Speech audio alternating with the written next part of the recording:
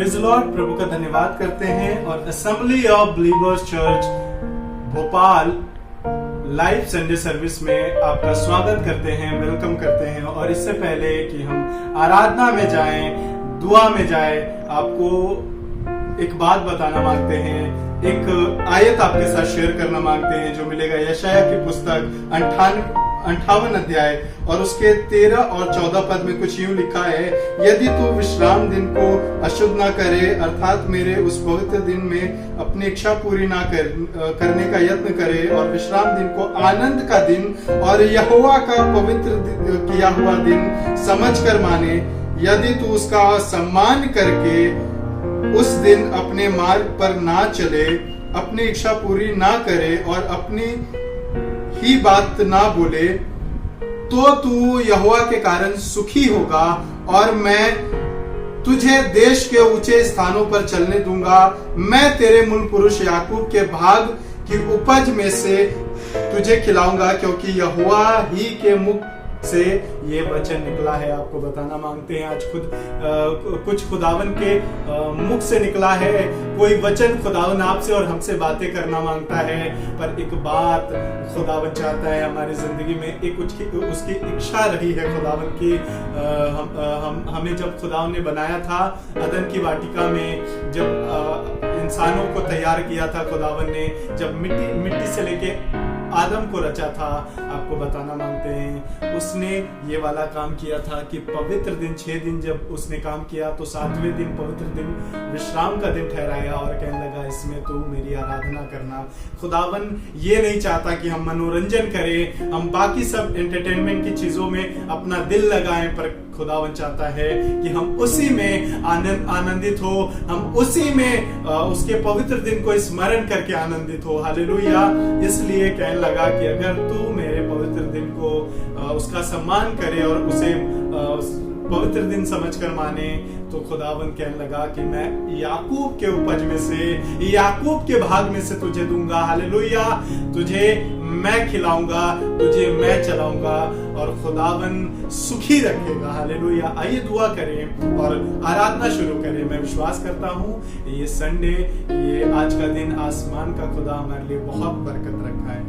आइए दुआ करें। खुदावन हम आपके बेहद शुक्रगुजार हैं, आपके पास आते हैं और प्रभु चाहते हैं हमें वो कुव्वत दे, हमें वो आनंद दे, हमें वो खुशी दे खुदावन की आज के दिन प्रभु आनंदित होके और खुदावन शादमानी से प्रभु आज के दिन को, पवित्र दिन को, बाकी सब चीजों से मन अपने हटाकर खुदावन बाकी सब चीजों पे अपना चित्त ना लगाएं, पर खुदावन तुझी पे आज चित्त और मन लगाने वाले हो सके, तुझी में लौलीन रहने वाले और तुझी में मगन रहने वाले हो सके। प्रभु तुझसे खुशी मांगते हैं, तुझसे आनंद मांगते हैं और तुझी में खुदावन आनंद करने के लिए खुदावन इच्छाएं मांगते हैं और दिल मांगते हैं। यीशु मसीह दया कर, अनुग्रह कर। प्रभु शुरू से अंत तक आराधना को तेरे हाथों में सौंपते हैं। परमेश्वर पिता चाहते हैं हमारे बीच में, हमारे मध्य में आप खुदावन उपस्थित होइए, विराजमान होइए। प्रभु सिंहासन लगाइए और प्रभु हम में और कुव्वत और सामर्थ दीजिए प्रभु, कि आज जैसा आप आराधना चाहते हैं वैसी हम आराधना आपको दे सके। हम घटते जाए तो बढ़ता जाए। यीशु मसीह के नाम से मांगते हैं, आमीन।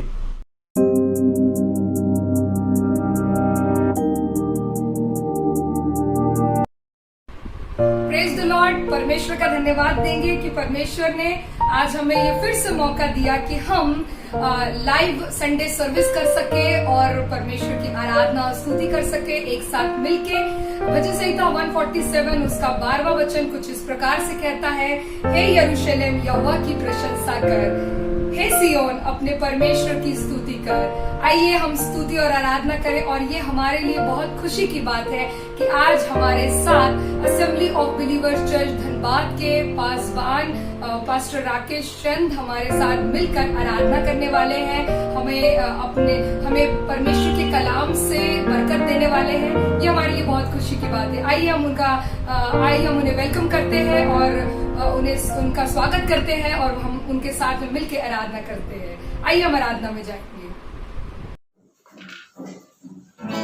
Praise the Lord. परमेश्वर का धन्यवाद करते हैं कि आज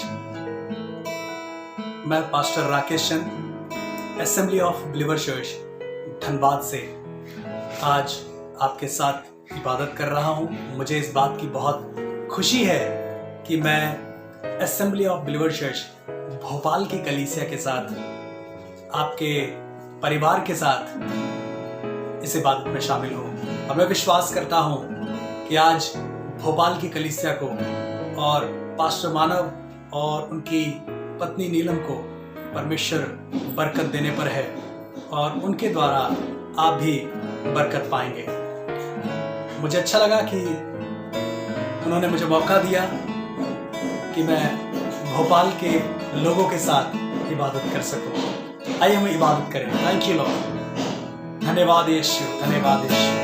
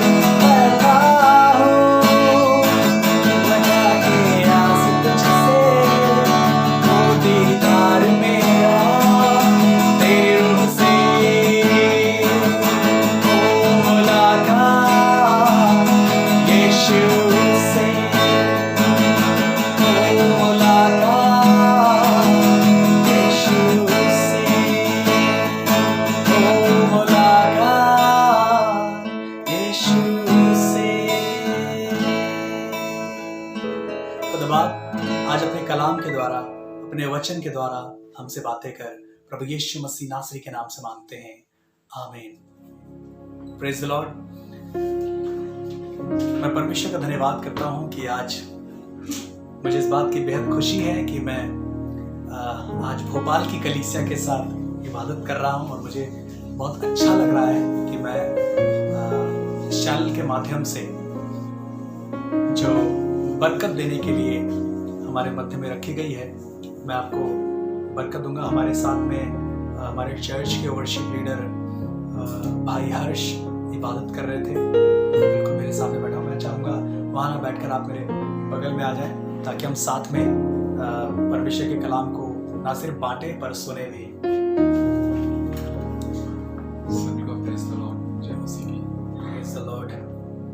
आगे हम लोग परमेश्वर के वचन में चलेंगे और मैं बहुत ज़्यादा समय नहीं लूँगा आपका, पर मैं कुछ बातों को आपके बीच में रखना चाहता हूँ ताकि आप परमेश्वर के वचन से बरकत पाएं। और सबसे पहले आप सभी को प्रेज द लॉर्ड, जय मसीह की। हमारे झारखंड में यीशु सहाय बोलते हैं, आप सभी को यीशु सहाय, जिसु मरांग, प्रेज द लॉर्ड। आगे परमेश्वर के वचन को हम आगे लेकर के चलेंगे।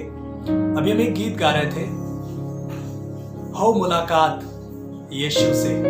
ये बहुत से लोगों की ख्वाहिश होती है कि हम भी यीशु से मुलाकात करें, और आपको मालूम है यीशु से मुलाकात करने के बाद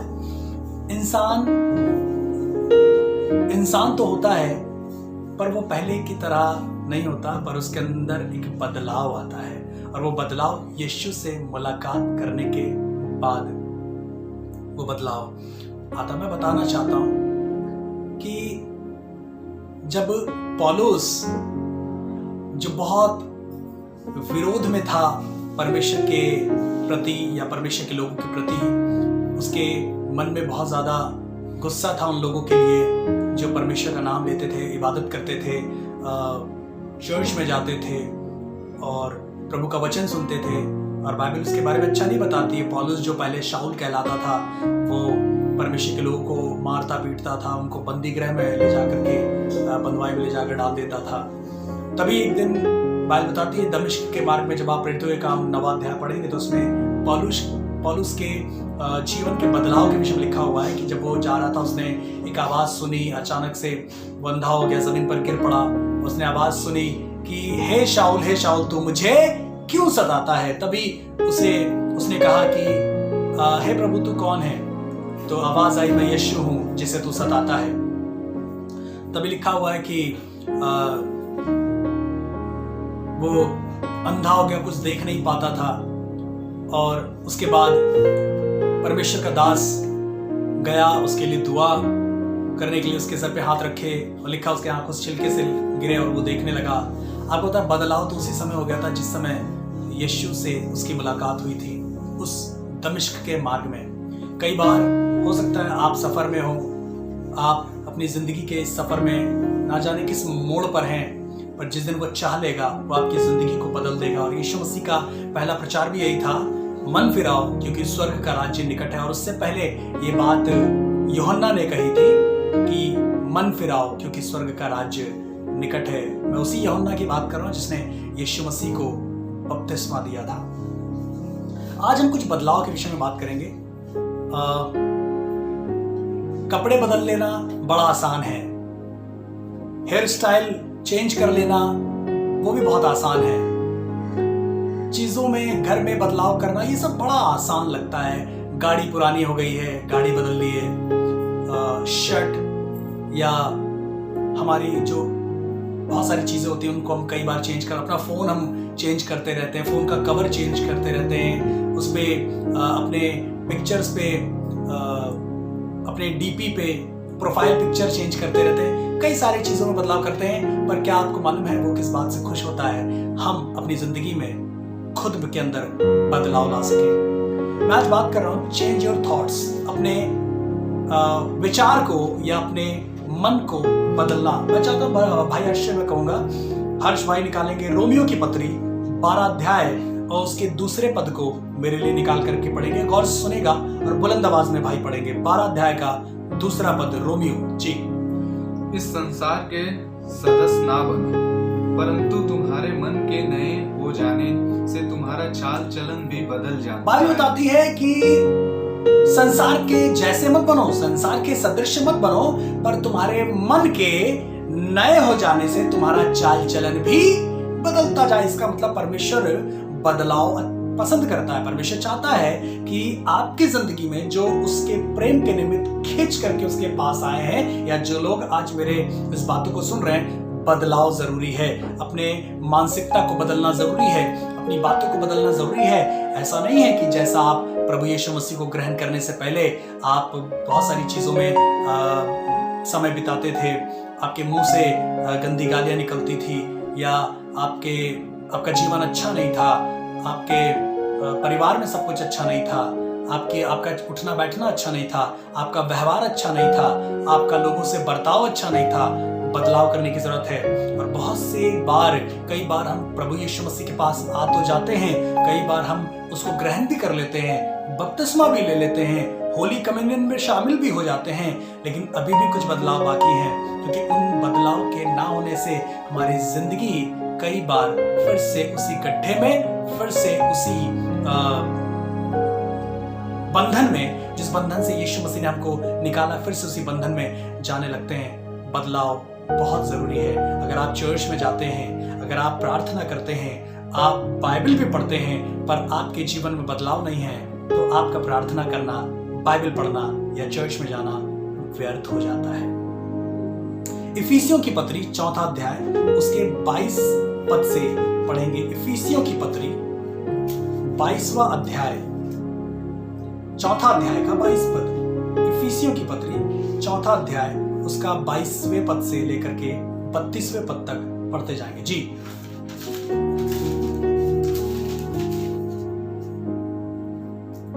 लिखा हुआ है कि तुम पिछले चाल चलन के पुराने मनुष्यत्व को, जो भरमाने वाली अभिलाषाओं के अनुसार भ्रष्ट होता जाता है, उतार डालो। यानी कि यीशु मसीह में आने से पहले आपका बुरा व्यवहार, आपकी गंदी बातें, आपका नशा करना, आपका लोगों की बुराई करना, चुगली करना, लोगों को हर्ट करना, ये सब उतार डालो। मालूम क्यों? क्योंकि जब आप यीशु मसीह के पास आते हैं तो यीशु मसीह को ये बातें बिल्कुल पसंद नहीं है कि आप इन चीजों में जीवन बिताएं। और फिर आगे कह रहा है, गौर से सुनते रहिएगा, फिर लिखा हुआ, और अपने मन के आत्मिक स्वभाव में नए बनते जाओ और नए मनुष्यत्व को पहन लो, जो परमेश्वर के अनुरूप सत्य की धार्मिकता और पवित्रता में सिरजा गया है। इस कारण झूठ बोलना छोड़कर हर एक अपने पड़ोसी से सच बोले, क्योंकि हम आपस में एक दूसरे के अंग हैं। क्रोध तो करो पर पाप ना करो। सूर्य अस्त होने तक तुम्हारा क्रोध ना रहे, और न शैतान को अवसर दो। चोरी करने वाला फिर चोरी ना करे, वरन भलाई करने अपने हाथों से परिश्रम करे, इसलिए कि जिसे प्रयोजन हो उसे देने को उसके पास कुछ हो। कोई गंदी बात तुम्हारे मुंह से ना निकलने पर आवश्यकता के समय अनुसार वही निकले जो उन्नति के लिए उत्तम हो, ताकि उससे सुनने वालों पर अनुग्रह हो।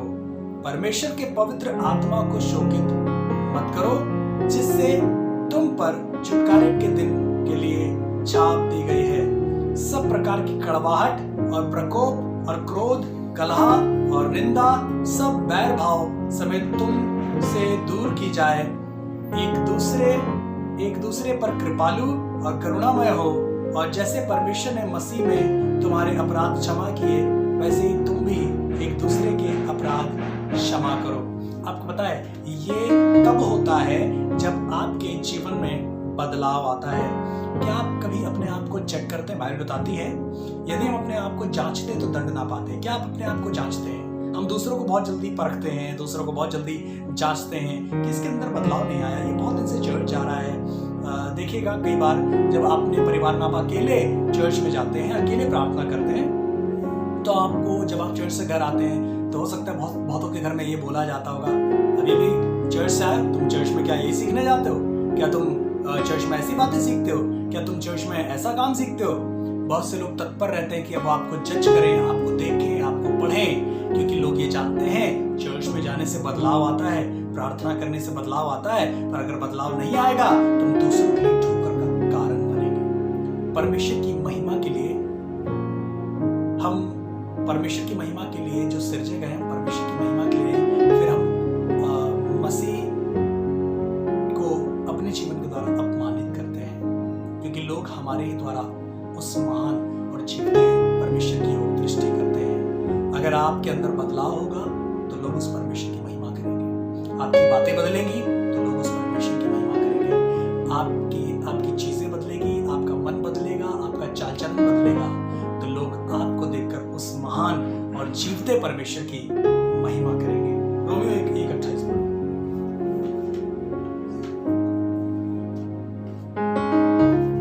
अपने सोच, अपनी मानसिकता, अपने विचार, अपने थॉट्स, अपने मन, जो भी आप बोलना चाहें, आप चेक करिए। आप अगर चेक करते हैं, अपने आप को जांचते हैं, तब आप को दिखता है कि अभी कितना बदलाव मेरे जीवन में बाकी है। क्या कहीं ऐसा तो नहीं कि अभी भी मेरे मुंह से वही गंदी बातें गुस्से में निकल जाती हैं, मैं गुस्से में झुंझला जाता हूँ, मेरे मुंह से गंदी बात निकल आती है, मेरा व्यवहार अच्छा नहीं होता मेरे भाई के साथ, मेरे चर्च में जाते हैं, चर्च में बहुत कुछ अच्छा होता है, मेरे पादरी के साथ मेरा व्यवहार बहुत अच्छा है, चर्च के लोगों के साथ मेरा व्यवहार बहुत अच्छा है, इट इज वेरी गुड। वैसे भी इम्पोर्टेंट है मेरे घर में मेरा व्यवहार कैसा है, मेरे दोस्तों के साथ मेरा व्यवहार कैसा है, मेरे कलीग्स के साथ, मेरे स्टाफ वालों के साथ, जहाँ मैं काम करता हूँ, जहाँ मैं पढ़ाई करता हूँ, मैं कॉलेज में, स्टाफ में कैसा व्यवहार है मेरा, क्या बदलाव आया है? और अगर नहीं तो आज जरूरत है कि हम अपने अंदर बदलाव को लेकर के आए। जी पढ़े। जब उन्होंने परमेश्वर को पहचानना ना चाहा, तो परमेश्वर ने भी उन्हें उनके निकम्मे मन पर छोड़ दिया। यहाँ पे मैं आपको बताना चाहता हूँ, जब हम परमेश्वर के वचन को ठीक तरीके से समझना नहीं चाहते, परमेश्वर को ठीक तरीके से जानना नहीं चाहते, तो हम अपनी ही मर्जी पूरी करते हैं। हमको जैसा समझ में आ रहा है वैसा करेंगे।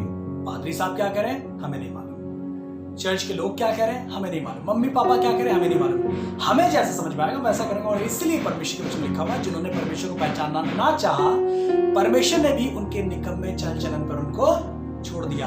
अगर आपका चाल चलन निकम्मा रहेगा, अगर बदलाव नहीं है, तो इसी निकम्मे चाल चलन पे परमेश्वर आपको छोड़ देगा, और परमेश्वर का त्याग देना अच्छी बात नहीं। कहीं ऐसा ना हो परमेश्वर भी हमको अपने निकम्मे चाल चलन पे छोड़ दे, पर वो मौका दे रहा है कि हम परमेश्वर के वचन को सुन करके, शायद हम नशा करते हैं, छुप छुप करके मम्मी पापा से छुप कर नशा कर लेते हैं, किसी को पता भी नहीं है, मेरे यार दोस्त अच्छे नहीं हैं, मेरी दोस्ती अच्छी नहीं है, मेरी संगति अच्छी नहीं है। बदलाव की जरूरत है, और ये बदलाव कोई और नहीं करेगा, आपको खुद को ये डिसीजन लेना पड़ेगा, ये फैसला करना पड़ेगा, मेरे कौन से दोस्त मेरे लिए अच्छे हैं, कौन सी बातें मेरे लिए अच्छी हैं, कौन सा व्यवहार, किस तरह का व्यवहार मेरे लिए फायदेमंद है, ये आपको डिसाइड करना है।